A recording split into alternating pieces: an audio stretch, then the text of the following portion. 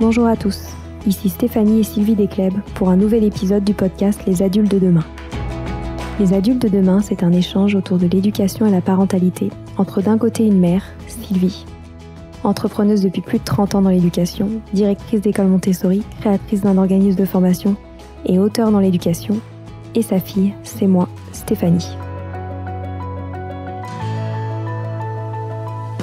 Toutes les semaines, nous invitons des experts, des personnalités remarquables ou de simples passionnés qui partagent avec nous la même envie d'offrir le meilleur aux enfants. Car comme le disait si bien Maria Montessori, l'enfant est l'avenir de l'homme. Et nous souhaitons donc vous donner des pistes de réflexion et de potentielles réponses pour offrir aux enfants le plus bel avenir. Alors si vous êtes jeunes adultes, parents, futurs parents, grands-parents, professeurs ou simples passionnés de l'éducation, ce podcast est fait pour vous. Pour suivre toute notre actualité ou échanger avec nous, n'oubliez pas de nous suivre sur notre compte Instagram Les Adultes de Demain ou sur notre blog lesadultesdedemain.com.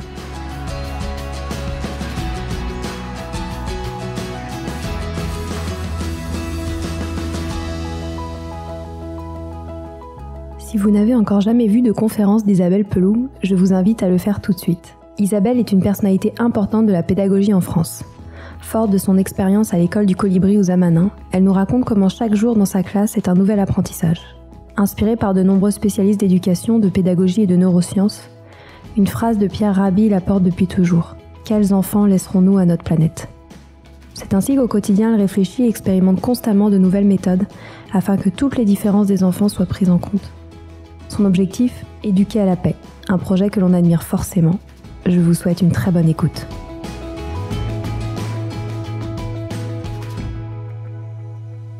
Bonjour Isabelle. Bonjour. Merci beaucoup de nous accorder cet échange aujourd'hui. Pour vous présenter brièvement, vous êtes professeure des écoles, fondatrice de l'école élémentaire du Colibri aux Amanins, chercheuse en pédagogie et en éducation à la coopération, formatrice. Vous êtes une figure importante de l'éducation à la paix en France et je ne pouvais donc pas ne pas vous interviewer dans le cadre d'un épisode de notre podcast. Mais alors la première question qui me vient, c'est pourquoi avez-vous décidé de dédier votre carrière professionnelle à l'éducation et l'enseignement ? Alors, je crois que c'est venu quand j'étais très petite, où j'ai eu un petit frère 4 ans après moi et où je me suis dit, mais il faut que je montre aux adultes que c'est pas comme ça qu'il faut faire. Voilà. Ma vocation, elle est née vraiment petite. Et ensuite, ça a été une quête permanente mais comment protéger les enfants parce qu'ils sont moins autonomes que nous et que du coup, on peut pas faire comme s'il se passait rien pour eux, quoi. Voilà. Comment avez-vous vécu vos premières années en tant qu'enseignante dans le système classique ? Alors, pas si mal que ça. Moi, j'ai plutôt bien aimé. J'ai eu la chance, ou pas la chance, j'en sais rien, mais pour moi, c'était une chance d'être dans l'enseignement privé catholique. Ce qui fait qu'on a une marge de manœuvre au niveau de la liberté pédagogique beaucoup plus importante que dans l'enseignement public. Et ça, je m'en suis rendu compte après. Et une fois qu'on a trouvé une équipe avec qui on s'entend bien, dans ces écoles-là, en fait, ça peut être un travail assez formidable. Enfin, voilà, moi, j'ai trouvé qu'on était très créateurs, on pouvait beaucoup expérimenter. Et du coup, la démarche de chercheuse, j'ai commencé à l'acquérir plutôt dans ce domaine-là. Et qu'est-ce qui vous a donné envie de faire autre chose ? Alors, c'est une opportunité, parce qu'en fait, j'avais jamais pensé faire une école. C'était pas dans mes ambitions, parce que dans ma tête, c'était rangé dans la case enfants privilégiés, un peu hors société, et comment ils vont faire pour se réadapter après.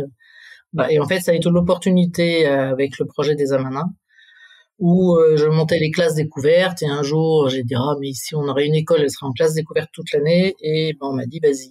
Voilà. Donc, ça a été un peu un challenge à relever qui m'a bien plu et la question financière ne se posait pas parce qu'on avait un mécène.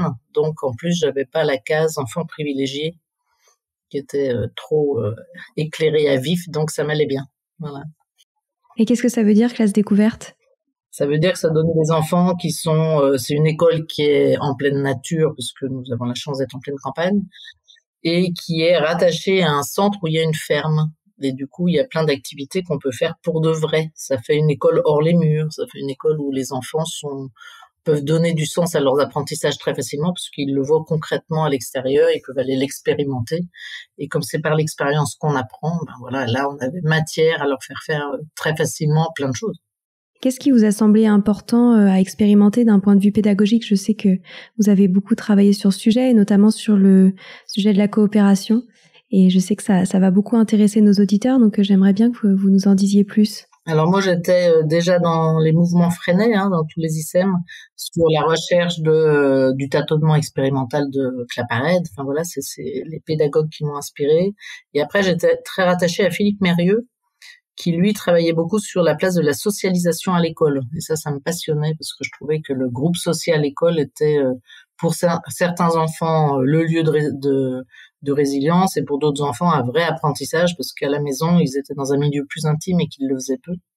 Et en parallèle, l'équipe des Amanins se montait. On était en train de participer à un très beau projet inspiré par Pierre Rabhi, donc avec une philosophie un peu de haut vol, et on se cassait la figure de façon magnifique, hein. C'est-à-dire qu'au niveau de la coopération, on savait pas du tout faire. Ce qui fait que comme moi j'avais fait une formation de psycho, dans ma formation on avait beaucoup travaillé sur la dynamique relationnelle. Et voilà, pour moi, c'était évident que dans l'éducation, il fallait inclure l'écologie, mais aussi l'écologie relationnelle. Et là, pendant l'été avant l'école, j'ai fait une formation avec Unipaz, qui est donc inspirée d'un Français, Pierre Veille, qui a habité au Brésil et qui a créé cette association, une formation à la faculté pour être en paix avec soi-même, avec les autres, avec son environnement. Et là, ça a fait dans ma tête... ça a vraiment donné du sens à mon projet pédagogique d'école en disant mais c'est ça que j'ai envie d'apprendre à mes élèves, quoi. Et comme c'est au service des méthodes qu'on utilise, c'est-à-dire que la pédagogie qu'on utilise vient du tâtonnement expérimental, donc des pédagogies Freinet qui on fait d'abord une recherche personnelle, qu'est-ce que je pense savoir sur le sujet, ensuite je me pose des questions sur ce sujet, j'émets des hypothèses, je fais des expérimentations pour vérifier mes hypothèses et j'en tire un nouveau savoir.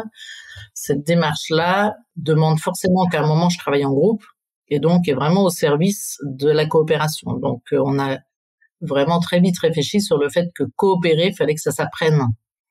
En fait, on pouvait pas juste leur demander de coopérer parce qu'ils savent pas faire et nous les adultes on savait pas faire. Donc ça a été vraiment, je me suis inspirée de ce qui nous manquait en tant qu'adultes pour le porter au niveau des enfants. Et alors comment cela se concrétise dans votre école ?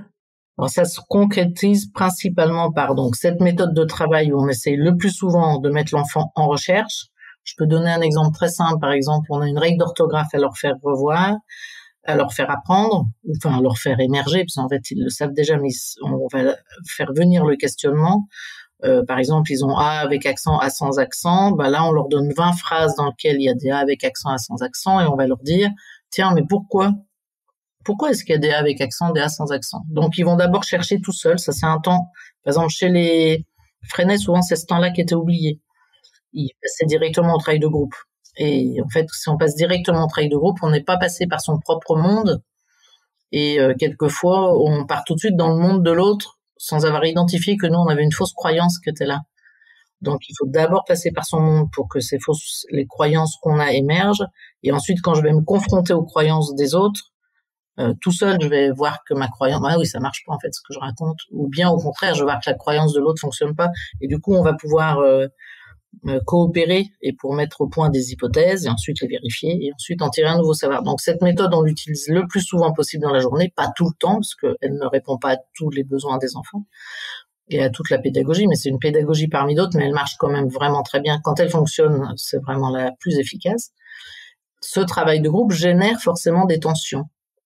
Et en fait, si on ne gère pas ces tensions dans le reste de la semaine, ça donne des enseignants qui, au bout d'un moment, disent non, mais le travail de groupe, c'est bien gentil, ça fait trop de bruit, ça met le bazar. Après, j'ai plein de tensions entre mes élèves, donc hop, je les remets en randonnion, ils retravaillent tout seuls et on n'en parle plus. Voilà. Donc, comment les aider à coopérer et à dépasser ces tensions? Donc là, nous, on a mis en place 3 temps dans la semaine. Un temps d'atelier philo. Donc là, pour ceux que ça intéresse, il faut vraiment aller lire les écrits de Frédéric Lenoir avec la Fondation Sèvres, là, Savoir-être et vivre ensemble, parce qu'ils trouveront tout ce qu'il leur faut dedans. Et donc, les ateliers philo, nous, c'est un moment dans la semaine assez extraordinaire où les enfants expriment leurs pensées et c'est autant un exercice d'écoute, parce que dans la coopération, il y a besoin d'écoute. Donc, j'apprends à écouter la pensée de l'autre. J'apprends à venir offrir ma pensée aux autres. Donc, j'apprends à m'exprimer aussi à l'oral, à mettre en mots ce qui se passe dans ma tête. Et nous, ce qu'on voit, c'est que ça ouvre à beaucoup de tolérance. Parce qu'en fait, je me rends compte que sur un sujet, il y a plein de façons d'observer ce sujet. Il n'y a pas que la mienne. Et ça, c'est vraiment un savoir fondamental dans la relation humaine, de savoir que c'est que moi qui regardais comme ça. Alors on est peut-être plusieurs, mais il y a plein d'autres points de vue, et du coup c'est ça qui fera démocratie plus tard. Enfin voilà, c'est très relié à un ensemble de visions, hein. Donc ça, c'est le premier temps. Le deuxième temps, c'est un temps de réunion, donc de classe coopérative, hein, c'est un temps classique. Et ça, c'est Philippe Mérieux qui m'a beaucoup aidé. C'est-à-dire que moi, j'appelais ça la réunion, par exemple, du vivre ensemble. Il me disait, mais vivre ensemble, ils n'ont pas le choix. Donc on s'en fout. Vivre ensemble, c'est vivre ensemble. Par contre, on peut choisir de bien vivre ensemble. Donc on appelle ça la réunion du bien vivre ensemble. C'est-à-dire que voilà. Et là, nous, on leur apprend les bases de la sociocratie. C'est-à-dire que dans ces réunions-là, on vient jamais se plaindre. On vient poser une question. Donc, soit on vient formuler une demande, ce qui est pas pareil qu'une plainte. Ça change le ton. Et ensuite, on fait une proposition. Si on n'a pas de proposition, on vient avec sa demande et c'est le groupe qui fait une proposition pour répondre à la demande. Et cette demande va quelquefois lever d'autres tensions. C'est-à-dire que la proposition qui va être faite peut ne pas aller à un autre, qui du coup va dire, moi, ça me va pas. Du coup, on va chercher une autre proposition jusqu'à ce qu'on en trouve une qui aille à tout le monde. Et puis, si jamais on piétine, là, on va juste dire, écoute, on teste cette solution pendant une semaine et la semaine prochaine, on en reparle. Ce qui fait que ça permet d'avancer très vite. Avec les enfants, cette méthode, elle va assez rapidement. Ils sont moins compliqués que les adultes. Nous, on l'a testé en équipe aux Amana. Quelquefois, c'était très long de lever toutes les tensions. On en avait. Voilà. Mais dès qu'on a la solution de donner un délai, et entre adultes, ça ferait pareil, dire on en reparle dans 3 mois, on sait que on va avoir le temps de dire pourquoi on était inquiet. Parce que concrètement, on aura vécu la nouvelle solution et on pourra dire c'est ça, je sentais bien qu'il y a un truc qui irait pas, c'est là que ça va pas. Et du coup, on va pouvoir améliorer la solution. Voilà, donc ça, c'est le deuxième temps. Et le dernier temps, c'est le temps d'éducation à la paix. Et donc là, on va leur donner des outils pour gérer ces états émotionnels quand ils sont inconfortables. Comment je peux faire pour me ressourcer? Donc, il y a évidemment toute la pratique artistique, il y a tout le rapport à la nature, il y a des exercices de recentrage multiples et variés, du yoga, de la respiration, etc. Voilà. Et on donne aux enfants, il y a une boîte à soucis, il y a les mandalas, enfin voilà. Chaque fois, quand j'ai une émotion qui m'est inconfortable, et comme je suis à l'école, si je suis dans une émotion inconfortable, je vais pas pouvoir travailler et apprendre, il faut que je puisse la mettre de côté pour pouvoir retrouver une sécurité en interne qui me permet de me remettre au travail. Parce qu'à l'école, on n'est pas là pour les soigner, c'est pas de la psychothérapie, hein, c'est vraiment de la gestion de mes états émotionnels du moment parce que je suis à l'école pour apprendre et si j'apprends pas, je vais repartir avec 2 soucis, quoi. Voilà, on va leur apprendre ça et puis à être en paix avec les autres, évidemment, ça c'est le gros morceau. Donc, qu'est-ce qui se passe dans le lien? Qu'est-ce qui se passe pour moi? Qu'est-ce qui se passe pour les autres? Comment j'apprends à être en empathie? Comment je fais attention de pas écraser les autres, mais comment je fais attention de pas me laisser écraser? Voilà, donc tout ça, on passe beaucoup par les jeux coopératifs qui sont une mine d'or de situations où, en jouant, on se retrouve confronté à des solutions de coopération où, oui, si on fait comme ça marche mieux. Voilà, donc les enfants apprennent beaucoup avec tout ça. Et après tant d'années d'expérimentation, qu'est-ce que vous pensez des résultats obtenus de cette manière de fonctionner à l'école? Alors déjà, c'était tout le temps, nous on s'est vraiment positionné en chercheur, ce qui fait que ce qui est vraiment intéressant, c'est qu'on pouvait adapter tout le temps parce que les enfants bougent aussi. Et les enfants de 2022 sont pas les mêmes que quand j'ai débuté en 2006. Ce qui fait que ça permet, en étant chercheur, en fait, on s'adapte tout le temps à cette nouvelle société qui est en train de monter. Par exemple, là, on a des enfants aujourd'hui qui sont nés avec la problématique de réchauffement climatique. Et donc, c'est des enfants qui demandent à passer à l'action. Et ça, moi, je connaissais pas ça avant. Avant, on les protégeait plutôt, on leur en parlait pas trop, on savait pas trop quoi en faire. Et là, ils demandent d'agir, ils demandent de se bouger, ils demandent. Voilà, donc nous, on est obligé de s'adapter en permanence à ces enfants qui montent. Donc oui, ça change tout le temps. Je sais pas comment vous dire. Le bilan, c'est que on fait subtilement évoluer tout le temps le protocole. On s'enrichit toujours des nouvelles découvertes. Et puis les neurosciences viennent vraiment nous aider. Si on en prend le bon côté, parce qu'évidemment après il y a le côté évaluation et chiffrage qui est pas forcément passionnant, mais tout ce que fait Olivier Houdet et tout ce groupe de recherche qui nous aident à comprendre ce que c'est qu'un biais cognitif, un biais décisionnel, ben, ça, on l'explique aux enfants, du coup. Voilà. Et pour les enfants, c'est très apprenant, quoi, de comprendre comment ça fonctionne. Ah bah oui, t'as vu, j'ai refait tout le temps le même truc, je m'en étais pas rendu compte, c'était devenu un réflexe. Ben oui. Voilà. Du coup, ça aiguise ce qu'on appelle le discernement, qui est fort utile aujourd'hui, où on est même tous très perdus en disant, ben, maintenant qu'on a compris que tout était faux, comment on fait comment va-t-on savoir où est la bonne information? Et ben, justement, on n'en sait rien. Ouais. Ce que j'aime aussi beaucoup dans votre approche, c'est que vous réfléchissez énormément à la posture de l'adulte. Et j'ai vu dans l'une de vos conférences que vous disiez notamment de travailler qu'avec des adultes responsables. J'aime bien cette expression. Est-ce que vous pourriez nous en dire un peu plus?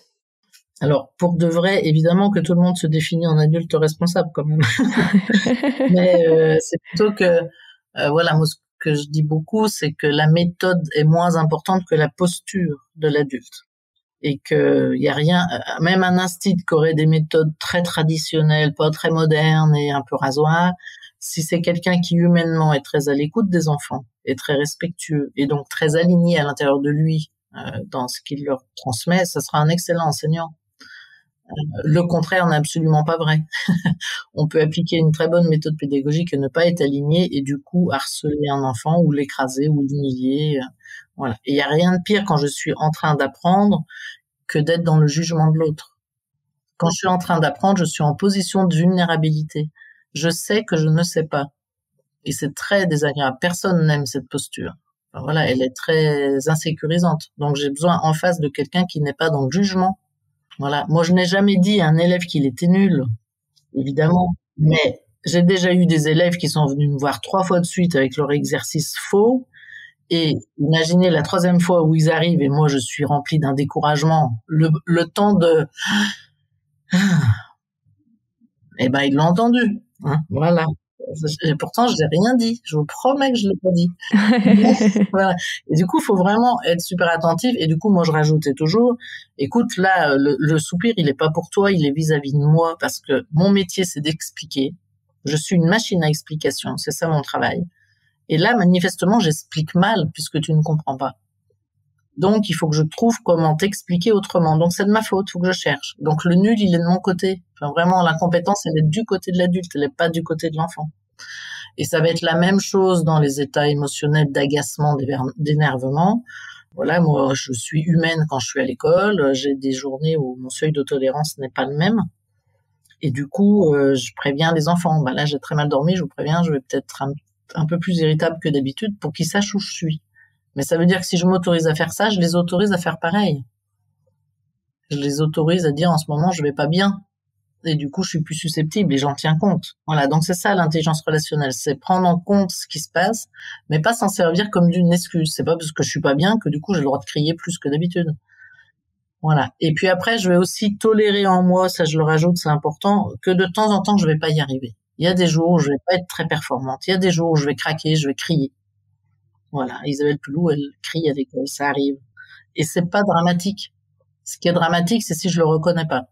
Et donc là, je vais ensuite dire à mes élèves, excusez-moi, là, effectivement, c'est pas juste, mais c'est juste parce que je vois bien qu'on n'arrive pas à s'entendre et ou que vous dépassez les bornes et j'ai pas su comment faire autrement qu'en vous criant dessus, quoi. Et puis il y a des fois où c'est bien de crier parce que ça contient. C'est pas un crier pétage de plomb, c'est un crier aligné. Et c'est là où je fais appel à la responsabilité de l'adulte, c'est-à-dire qu'à un moment, non mais là c'est ma qualité d'indignation, c'est non, quoi. Là, c'est juste pas possible de continuer comme ça. Parce qu'il y a les autres, parce que t'es pas tout seul, parce que tu peux pas te permettre quand tout le groupe demande à faire quelque chose, il y a que toi qui veut pas, par exemple, tu peux pas faire une crise. On peut entendre que c'est difficile pour toi, mais par contre, ta façon de réagir ou d'empêcher tout un groupe de faire quelque chose parce que toi t'as pas envie, c'est pas possible, en fait. Voilà. C'est ça, la limite de l'apprentissage social à l'école. C'est ça que tu vas apprendre, que tes frustrations, il va falloir que tu apprennes à les gérer. Et t'en es capable et tu vas pas en mourir. Voilà. Et ça, c'est vraiment très important. Ce que j'aime aussi beaucoup dans votre école, c'est le côté inclusif. Vous dites notamment que ce sont ces enfants qui vous apprennent le plus. Pourquoi ? Alors, pédagogiquement parlant, c'est eux qui nous apprennent le métier, parce qu'en didactique, ils nous obligent à tout décomposer. Et tout ce que je décompose avec eux, que je n'aurais jamais eu l'idée et qu'on pouvait se poser cette question-là, va faire que quand je vais après faire mon cours à des enfants dits ordinaires, j'ai la décomposition en tête, quoi. Je vais pouvoir utiliser cette décomposition pour aider les autres. Donc déjà, au niveau didactique, c'est eux qui m'apprennent.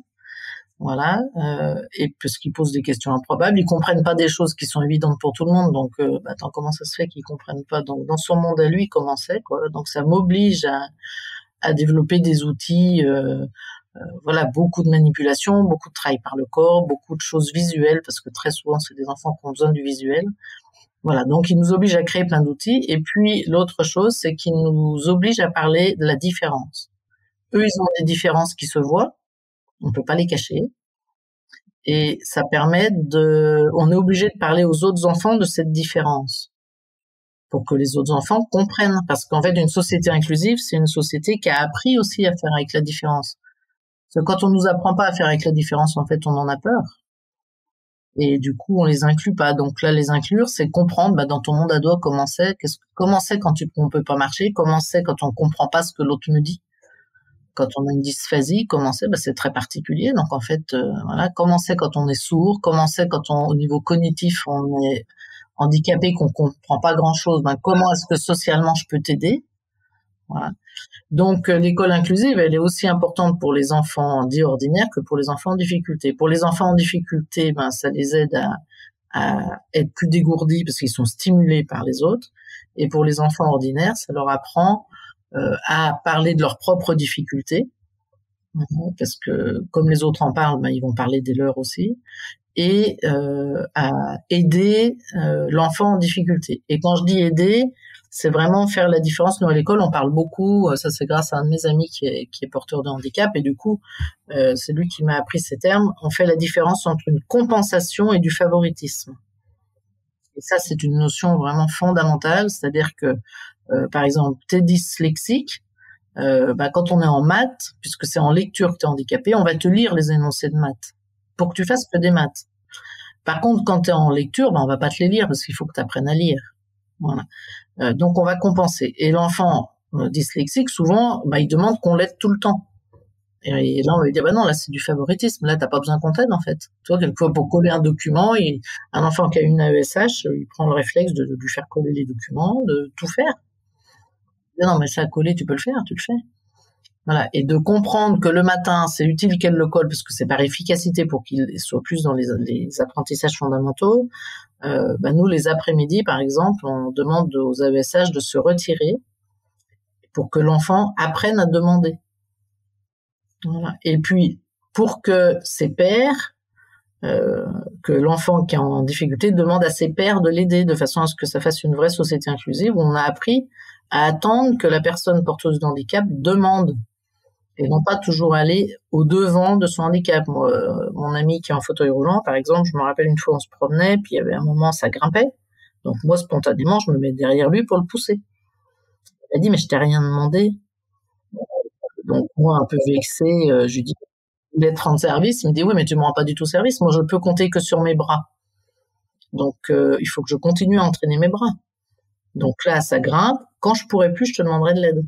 Mais tant que je suis autonome, c'est vraiment important pour moi de garder cette autonomie. Voilà. Donc nous, souvent, notre élan de générosité est pas forcément bienvenu. Donc faut tout le temps, voilà, dans ton monde à toi, comment c'est, là j'ai besoin, du coup dis-le-moi quand tu as besoin. Donc apprends à demander. Et moi, j'apprendrai à répondre à ta demande. Mais de trop anticiper la demande de l'autre, ça peut être une erreur. Donc dans l'aide, c'est cette posture-là qui est tellement difficile. Où est-ce que je mets le curseur? Donc ça ne marche que s'il y a un dialogue entre celui qui a besoin d'aide et celui qui aide. Voilà. Par exemple, nous à l'école avec les AESH, on fait un travail toutes les semaines, on fait le bilan de ça.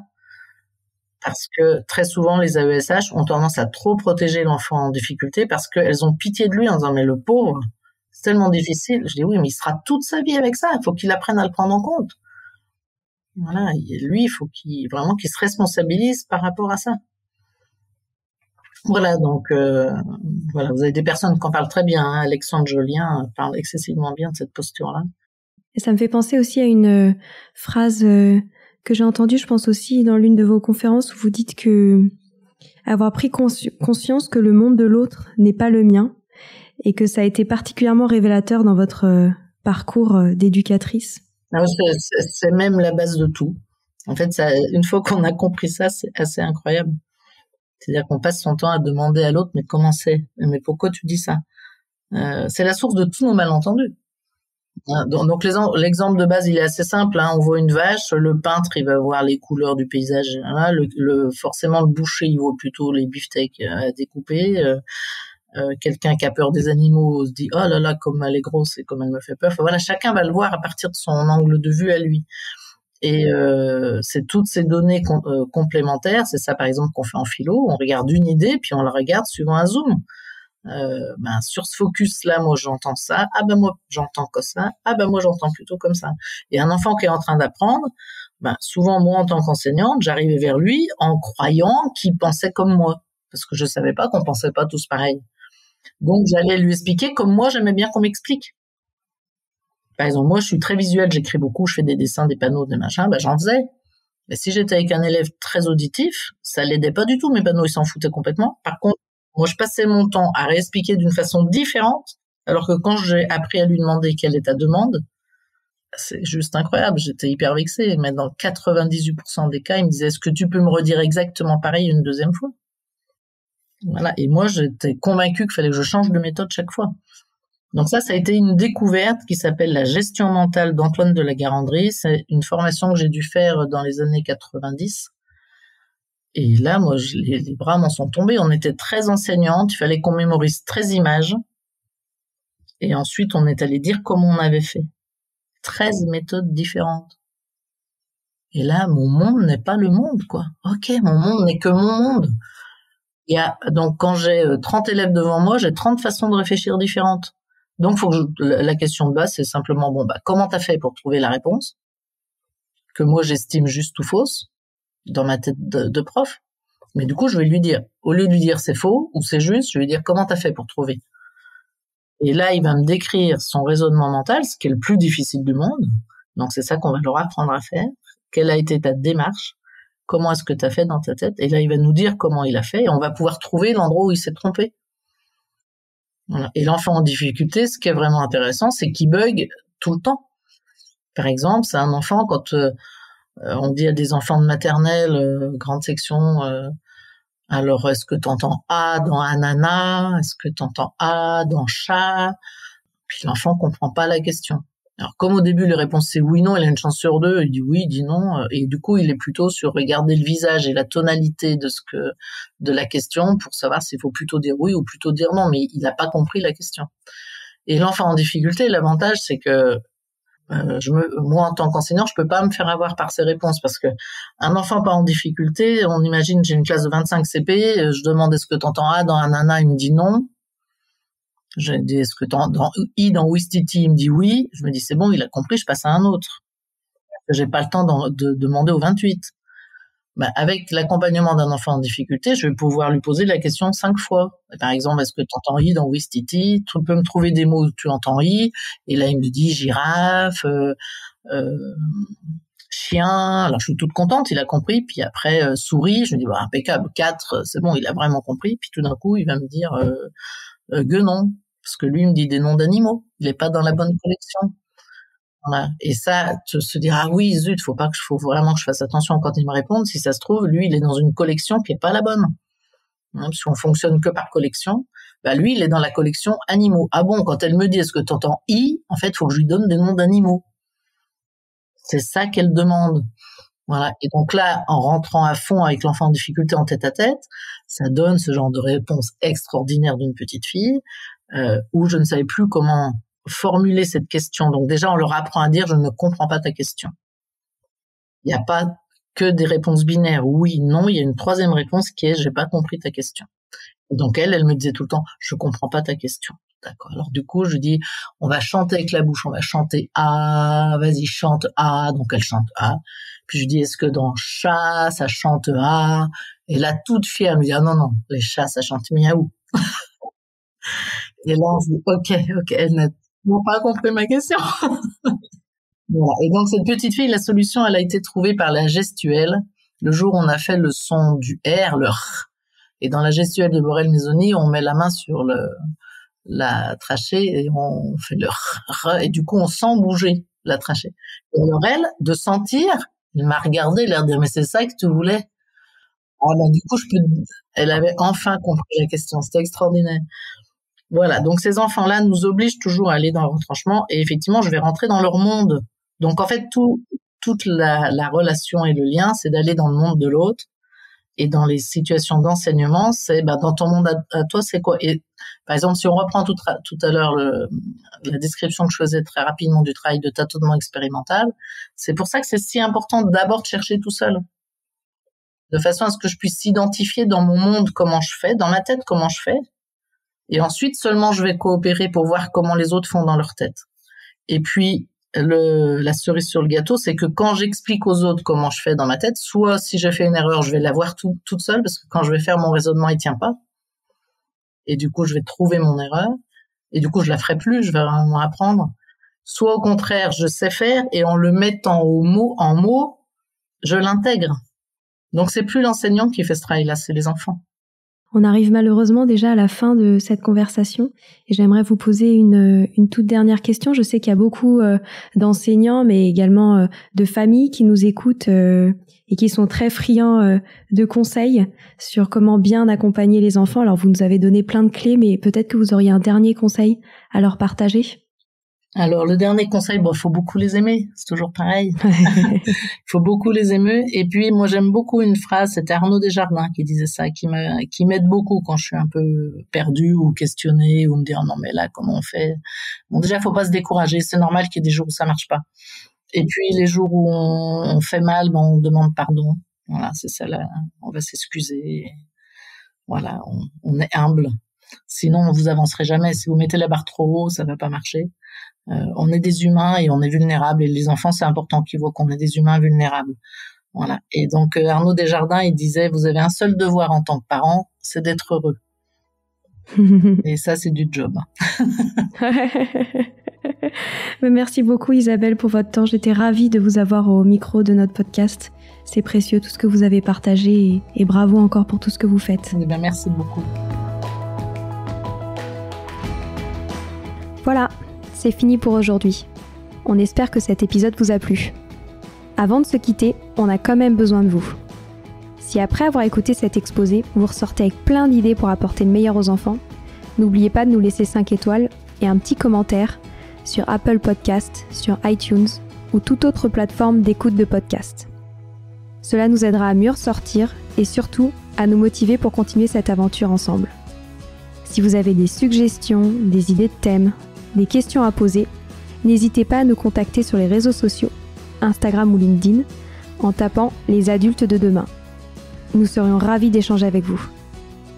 Si vous souhaitez en savoir davantage sur Sylvie, je vous invite vraiment à aller voir son blog sylviedesclés.com ou à la suivre sur Instagram en allant sur son profil sylviedesc, DESC-Montessori. Enfin, si vous souhaitez en savoir plus sur le calendrier des prochaines formations Montessori, rendez-vous sur www.apprendre-montessori.fr. On a hâte de vous retrouver vite et à très bientôt sur les adultes de demain.